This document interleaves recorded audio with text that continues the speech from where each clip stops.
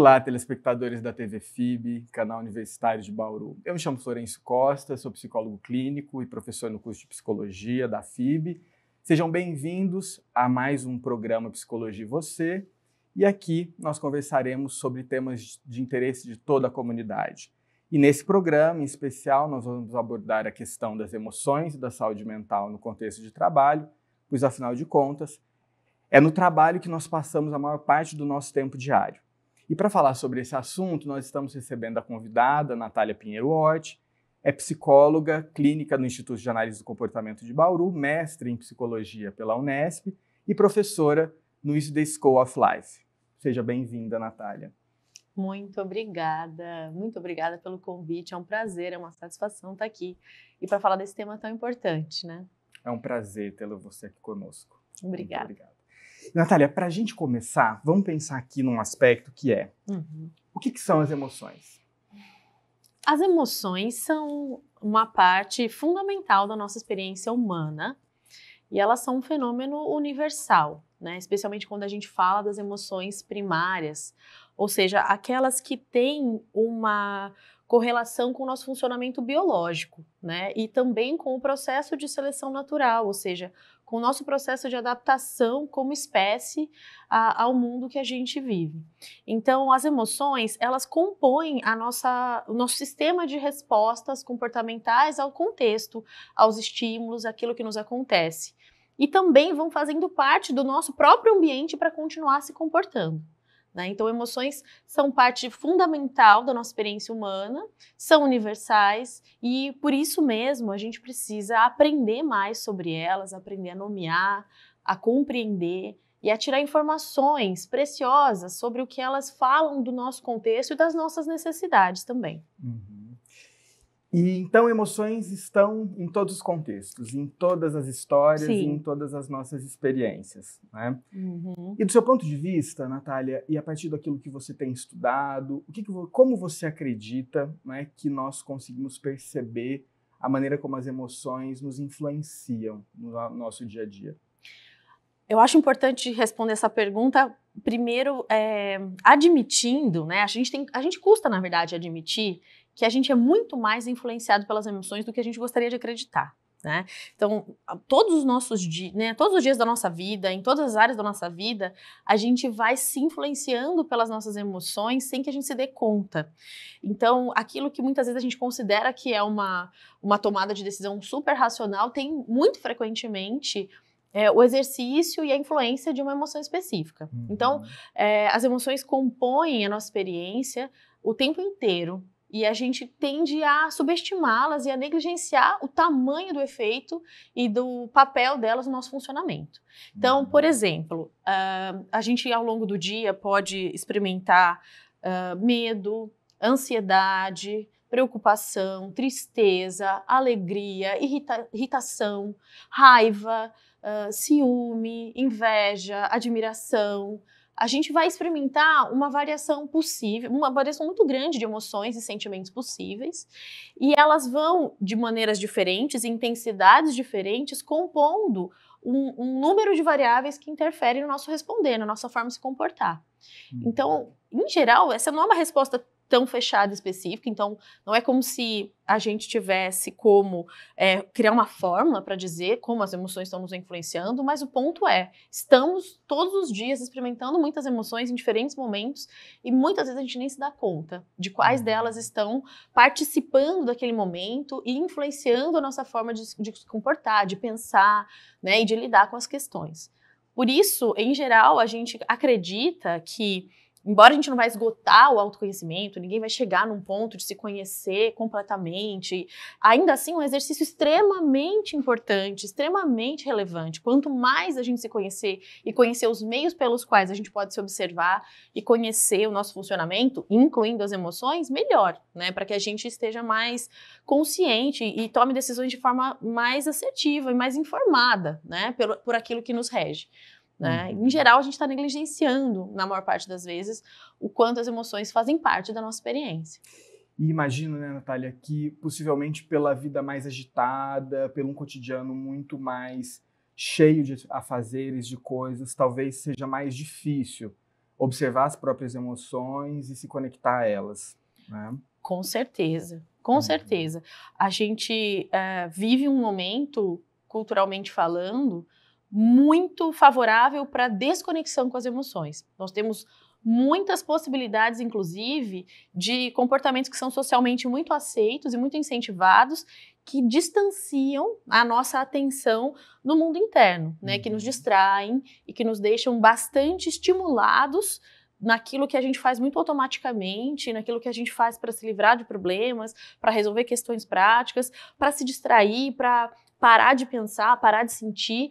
E isso é problemático, não assim de forma pontual a curto prazo, mas como funcionamento é problemático, porque se a gente não se informa e não está em contato com o mundo interno, mais uma vez, a gente perde muita informação relevante sobre nós mesmos, a gente passa a se desconhecer muito mais e passa a ficar refém de um sistema onde eu preciso me distrair, me desconectar, né? A gente tende a piorar a nossa relação com a gente mesmo e a saúde mental paga um preço alto por isso. Muitas vezes a sobrecarga, a ansiedade, mesmo sintomas depressivos podem ter relação com essas estratégias de parar de sentir e perceber as emoções, né? De se distrair delas, principalmente porque a gente está num momento, né, também cultural, que não é tão recente, acho que isso já vem há algum tempo, considerando que existem emoções positivas e negativas, né? Emoções boas e ruins. Essa é uma premissa falsa, isso é um mito, porque ao dizer que alguma coisa é positiva ou negativa, a gente está de alguma forma nos preparando para evitar, né? E de alguma forma consentindo que a gente evite uma gama de emoções que na verdade são desafiadoras, podem ser fisicamente desagradáveis, podem ser de fato mais difíceis, mas não exatamente ruins ou negativas, porque toda emoção tem uma função, toda emoção tem sua importância, toda emoção tem um porquê. Né? E se eu não posso me abrir para experimentar as emoções e conhecê-las, inclusive como elas afetam o meu corpo, como elas afetam a minha saúde, como elas afetam as minhas decisões, os meus relacionamentos, eu estou perdendo informações importantes e provavelmente tomando decisões piores em função de me afastar dessa informação. Né? Se cada emoção tem uma função, todas elas revelam sobre as nossas necessidades, elas contam uma parte do nosso contexto, elas contam sobre nós, né? A gente pode dar exemplos disso, mas acho que essencialmente é isso. Então a ideia central aqui seriam: todas as emoções são importantes, elas precisam ser observadas, entendidas, e precisamos ter aí espaços diários de vida e de consciência para conseguir percebê-las e descrevê-las, e para a partir disso ser possível a gente entender melhor o que tem possibilitado essas experiências emocionais. Exatamente, perfeito. Exatamente isso. E, Natália, considerando tudo isso que você está falando, como que você avalia que as emoções, elas se influenciam e são influenciadas no contexto de trabalho, pelo contexto de trabalho?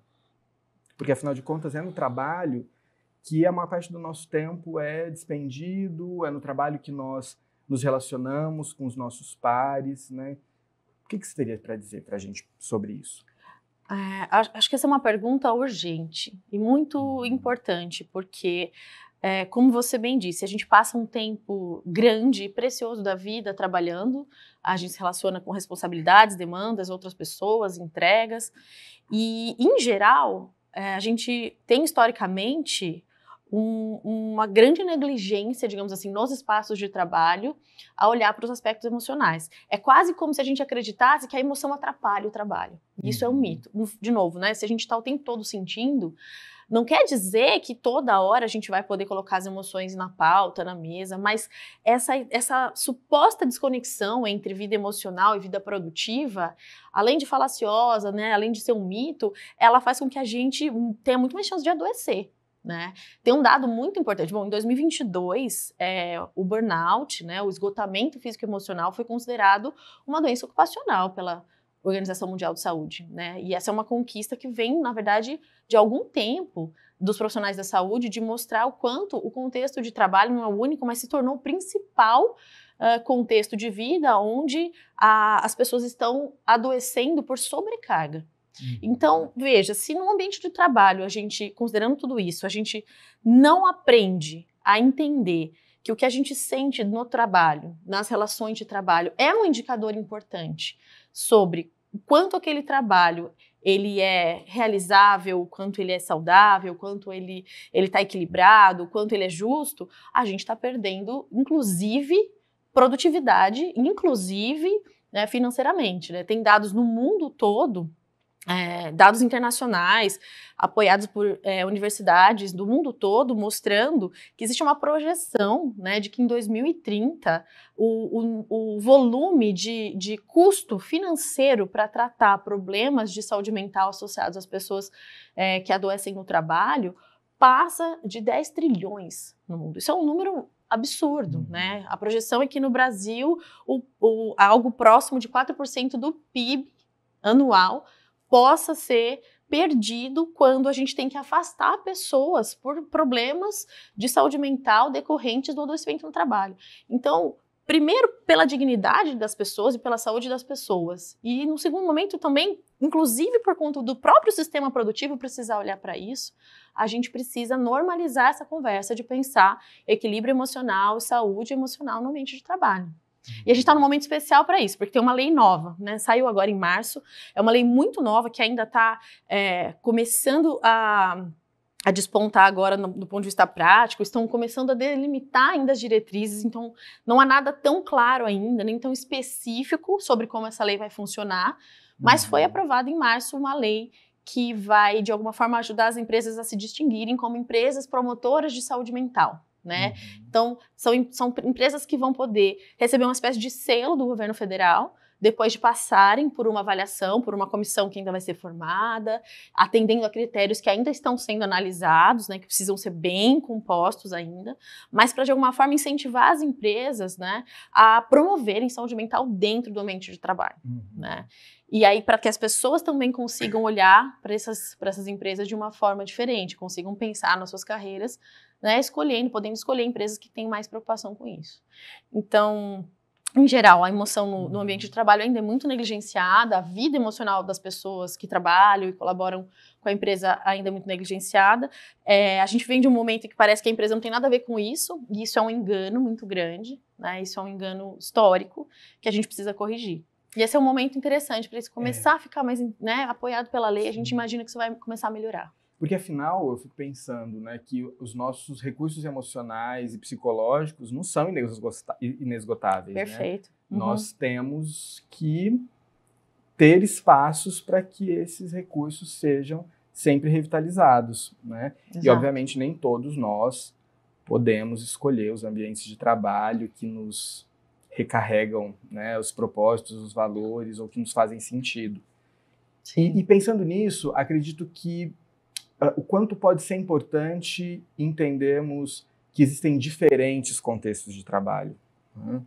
Cada área vai ter alguma especificidade, cada natureza ocupacional também tem. Né? E aí, nesse sentido, existe alguma ideia se alguns tipos de trabalho adoecem mais ou menos do que outros nesses aspectos emocionais? Qual que é o seu ponto de vista? Sim.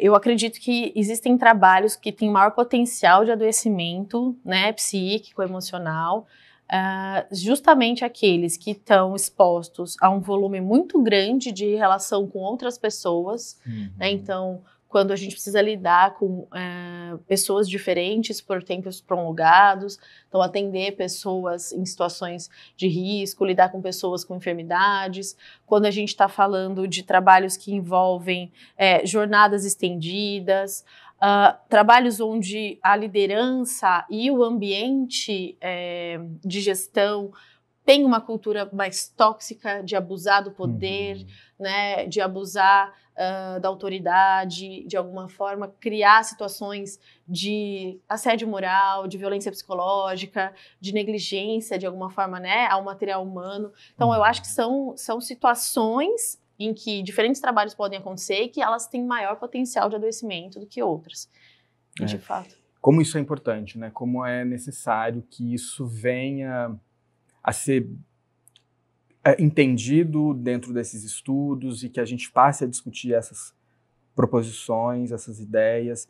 E do seu ponto de vista, qual que seria o papel das empresas e das lideranças nos diferentes níveis hierárquicos? Qual que seria o papel das empresas para cuidar dos nossos aspectos emocionais? As empresas, na minha opinião, precisam assumir um pouco mais a responsabilidade por promover um ambiente mais seguro para que as pessoas cumpram as suas responsabilidades. Quando eu digo seguro, é seguro do ponto de vista de as pessoas terem mais clareza sobre as suas tarefas e terem, por exemplo, tarefas distribuídas de maneira mais justa, mais equilibrada, né, entre as pessoas de uma equipe. As pessoas precisam ser remuneradas de forma justa e responsável e compatível com os cargos, com as funções. As pessoas precisam encontrar lideranças capazes de acolher, de escutar, de usar de comunicação não violenta, capazes de influenciar e criar impacto nas pessoas de maneira assertiva, de maneira que todo mundo saiba qual é o seu papel, quais são suas entregas, mas de que isso seja feito de forma respeitosa, de forma íntegra, né?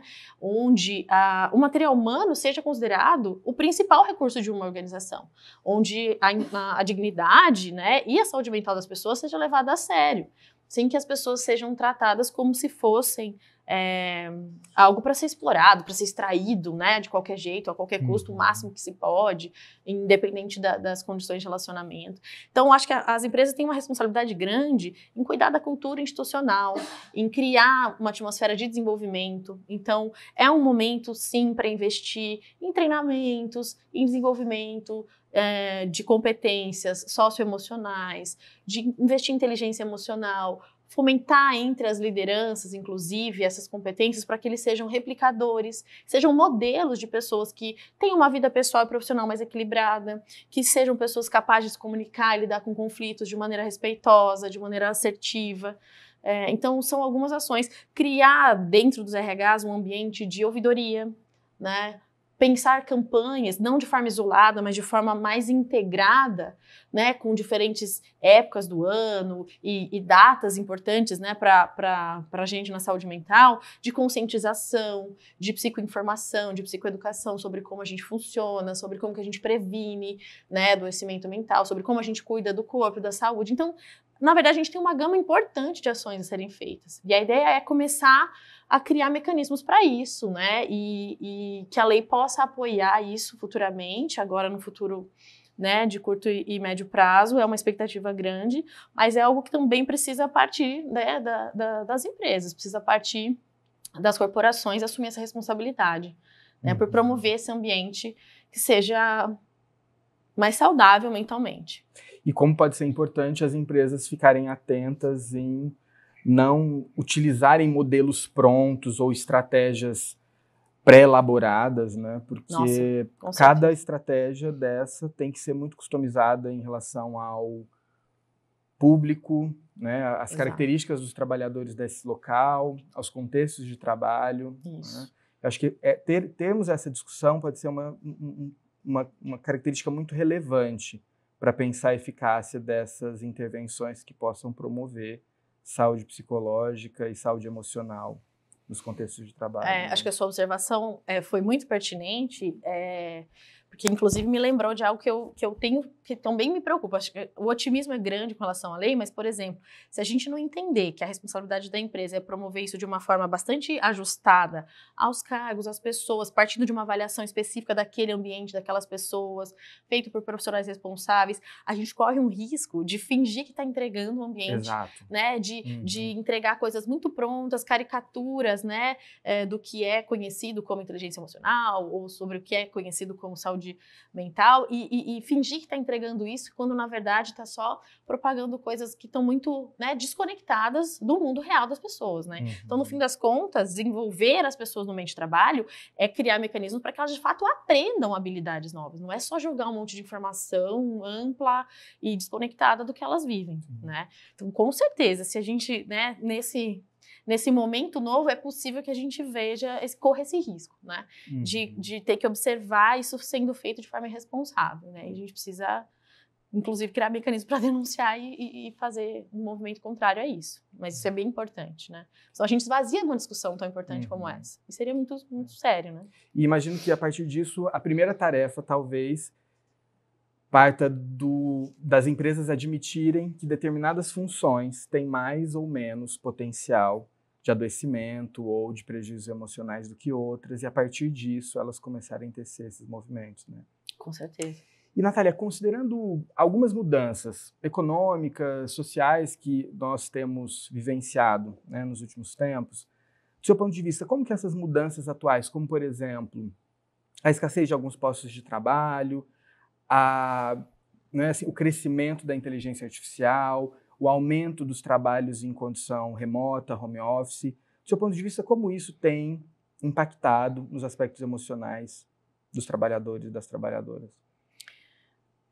O impacto tem sido grande e problemático, porque o nível de incerteza que sempre existiu aumentou muito, né? Então, com a diminuição dos direitos trabalhistas e com as mudanças, né, com relação às leis trabalhistas, esses novos formatos de trabalho, onde as pessoas precisam tomar decisões de muito curto prazo e, de alguma forma, são tratadas como uma força de trabalho, né, com a qual eu vou me relacionar só dependendo da produtividade ou da demanda daquele mês. Quer dizer, isso aumenta o nível de incerteza, aumenta a insegurança e cria uma distância. É como se a gente não tivesse muitas condições de se relacionar de forma a buscar segurança, confiança entre quem emprega e quem presta o serviço, né? É um clima muito mais de cada um por si, e quando tiver, tem, quando não tem, tem que se virar. Então, o clima de incerteza, de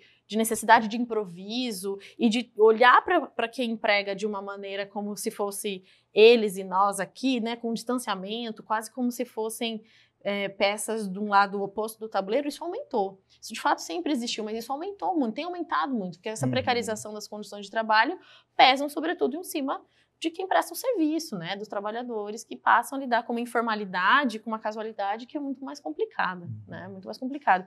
Então, de fato, o efeito é muito mais ansiedade, muito mais instabilidade, muito mais insegurança. E nesse cenário pós-pandemia, né, com o aumento das condições de trabalho home office, eu fico imaginando que, num primeiro momento, essa foi uma possibilidade muito bem-vinda, né? Porque precisávamos todos nos adaptarmos a situações relacionadas a isso, à pandemia, mas que, de um tempo para cá, estamos percebendo que os trabalhos em condição remota, os trabalhos home office, eles também apresentam algumas condições que podem favorecer adoecimento, como, por exemplo, a dificuldade de interação social, a restrição de trocas de ambientes, nos ambientes de trabalho, trocas afetivas, trocas interpessoais, né, o que diminui muito as diferentes estimulações que nós temos quando estamos expostos ao ambiente de trabalho presencial. Do seu ponto de vista, até considerando a sua prática clínica, o que você mais tem percebido, né, nesse aspecto do trabalho remoto? De fato, continua sendo para uma parcela, né, de pessoas um contexto que é muito conveniente em alguns momentos.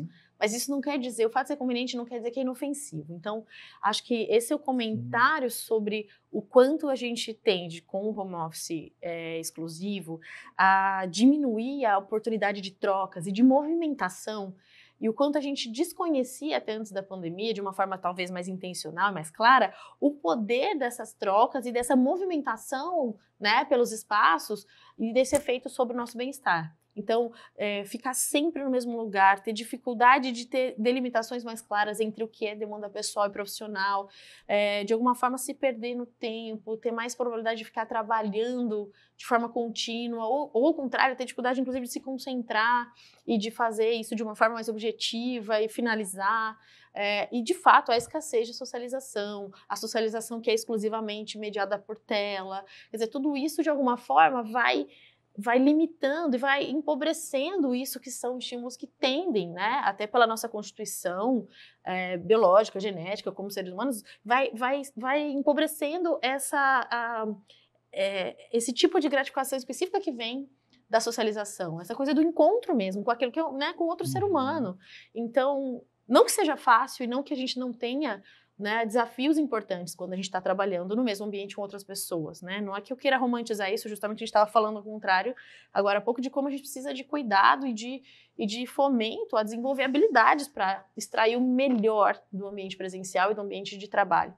Mas o fato é que o potencial de estar, né, em contato com outras pessoas, em termos de nos trazer pertencimento, reconhecimento, essa troca mesmo sensorial com outra pessoa, sem a mediação de telas, isso tem um papel muito importante que está, de alguma maneira, se diminuindo com essa questão do home office, né?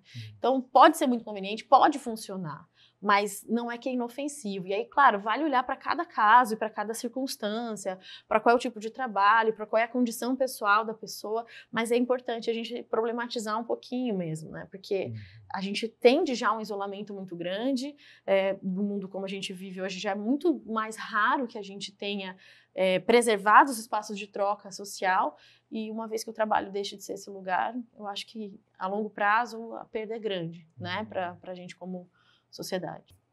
Como que você tem percebido que as pessoas relatam ou se queixam sobre esses aspectos emocionais e do sofrimento que o trabalho tem produzido, de modo geral? Sim. Se você tivesse que fazer um balanço geral, Tá. o que você percebe? Eu acho que o que eu mais tenho escutado, acho que o principal desafio tem sido como é que as pessoas lidam com o fato de experimentar como se o trabalho estivesse roubando toda a vitalidade, toda a energia delas. Não é bem essa palavra, mas é uma sensação, né? Não é como se elas falassem essa palavra, mas as pessoas descrevem com muita frequência a dificuldade que é gerenciar o tempo e estabelecer limites com relação ao trabalho para que todo o autocuidado e o manejo da vida pessoal não fique abandonado ou fique muito precarizado. Isso é um problema muito atual, né? E isso, de fato, tende, inclusive nas pesquisas de opinião, né, na The School of Life, em parceria com a empresa de recrutamento Robert Half, a gente fez uma pesquisa muito interessante, com mais de 700 participantes, diferentes lugares do Brasil, metade liderados e metade líderes, né? E mais de 85% de ambos os grupos responderam que uma das coisas que mais tem potencial de agregar valor à experiência de estar feliz no trabalho é sentir que tem um equilíbrio bom entre vida pessoal e vida profissional, e sentir que a empresa respeita isso e, de alguma forma, promove essa cultura dentro da empresa. A gente não precisa ir muito longe, acho que todos nós já tivemos contato muito íntimo com um discurso, né, que começou a ser problematizado de forma muito recente, com o fato de, por exemplo, romantizar a coisa de trabalhar exaustivamente, de virar noites trabalhando, de trabalhar 3 períodos, e de que trabalhar parece que é a única coisa que de alguma forma ressalta a qualidade de uma pessoa. A gente ainda vive esse momento, né? E isso foi ainda mais romantizado e promovido, né, de forma indiscriminada em vários períodos da nossa história, né, no mundo da relação com o trabalho. Então, é um momento importante onde as pessoas estão conseguindo verbalizar o tamanho do problema e da crise de vida, né, de saúde, que é só trabalhar, mesmo quando você tem, nos casos mais privilegiados, um bom retorno com o trabalho, um trabalho que dá propósito, ainda assim, né, a pessoa precisa de outros estímulos, as pessoas têm outras necessidades que o trabalho não necessariamente pode assegurar. Então, criar mecanismos de proteção do autocuidado e da vida pessoal é extremamente importante. E a empresa deveria ser um espaço que, de alguma forma, está olhando para isso, né? Que de alguma forma está protegendo, inclusive a saúde, inclusive a produtividade das pessoas, quando diz para elas que elas não são só produtivas, que elas não têm que só entregar, né? Então acho que essa é uma mudança cultural. E a gente, né, na psicologia tem um papel muito importante em discutir isso, porque todos os dados de saúde mental e neurociência apontam para isso, né? Nos dão um subsídio para afirmar isso, né? A importância do autocuidado das outras áreas, né? Dos outros estímulos da vida. Né? E, Natália, para a gente encerrar, né, o nosso bate-papo aqui, Tá. Eu queria que, a partir de tudo isso que você compartilhou conosco, você pudesse dizer, né, para os espectadores e para as espectadoras que estão nos assistindo, quais que seriam, assim, algumas recomendações para que as pessoas ficassem mais atentas aos aspectos emocionais relacionados ao trabalho? Acho que uma sugestão é que a gente se atente a ter espaços na vida, ambientes, né, e relacionamentos onde a gente possa parar e prestar atenção no corpo, no que a gente sente, aprender a nomear e falar sobre as emoções, se conectar com o que a gente está experimentando e aprender a se conhecer, né? Então tem várias maneiras e possibilidades de fazer isso, mas encontrar espaços, tempo e pessoas com as quais você possa dividir, né, esse compromisso, esse objetivo pode ser muito importante, né? É um primeiro passo, de alguma maneira voltar até o começo da nossa conversa, assim, como é que eu vou conhecer um pouco mais de mim mesmo, do que eu preciso, do que eu sinto, de onde dói, de onde não dói. Eu preciso ter espaço e ter repertório para fazer isso. Aprender a entrar em contato, prestar atenção nos seus mecanismos de evitação, de anestesiamento, de distração excessiva e criar mecanismos, né, tempo e material humano para trocar sobre isso. Acho que esse é um primeiro passo super importante. As pessoas podem também, de alguma maneira, buscar informações, buscar conhecimento a respeito do que é saúde mental, de como que funciona a relação saúde física, saúde mental, de como que é possível, né, cuidar de si mesmo de forma mais integral. Acho que são primeiros passos para quem está ouvindo e se despertou e se interessou por esse assunto e que, de alguma maneira, vão criar condições para os próximos, né? Vão possibilitar uma caminhada de saúde mental mais robusta. Ou seja, o quanto é importante ficarmos atentos a nós mesmos, aos nossos aspectos psicológicos e emocionais. Olhar para si mesmo, sim. Isso pode ser feito através de livros, através da literatura, das obras de arte, do cinema, através de uma escrita, né, autobiográfica, de um diário, de uma conversa mais honesta consigo mesmo, né, num ambiente de psicoterapia, com amigos, né, com quem você possa ficar vulnerável, com quem você possa pensar sobre a vida, sobre aquelas coisas menos óbvias, e mais difíceis de compartilhar assim de forma aberta. Acho que cuidar do excesso de rede social e de ambientes muito editados e que, né, de alguma maneira respondem a questões algorítmicas e de um universo de venda do nosso tempo, da nossa energia. Então, de alguma forma, criar espaços para outro tipo de reflexão e outro tipo de jeito de estar consigo mesmo. Vínculos e interações reais. Isso. Né? Exato. E um outro aspecto, né, que é a importância das empresas, dos líderes, dos empregadores se atentarem, né, à responsabilidade que essas empresas e esses líderes têm de promover espaços emocionalmente saudáveis e que promovam o desenvolvimento dos trabalhadores e das trabalhadoras. E a gente ir mudando de uma vez esse mito, né? Essa ideia equivocada de que cuidar de saúde mental é incompatível com produtividade, ou com entregas, ou com responsabilidade individual do trabalhador. Não é nada disso. Pelo contrário, é criar condições, inclusive, de ser feito de uma forma mais consistente, né? Mais coerente com a nossa humanidade, com a forma como a gente funciona. Poxa, que ótimo. É preciso evitar o esgotamento. Vamos cuidar disso. Vamos cuidar disso, por favor. Precisamos. Que bom, Natália. Olha, foi um prazer muito grande ter você aqui no programa. Ai, prazer foi Agradecemos muito, né, a sua disponibilidade em participar. Espero que a gente possa ter outros papos como esse. Agradeço muito a toda a comunidade da FIB, aos nossos espectadores. Um prazer estar aqui nesse programa e eu espero, né, vocês no nosso próximo programa.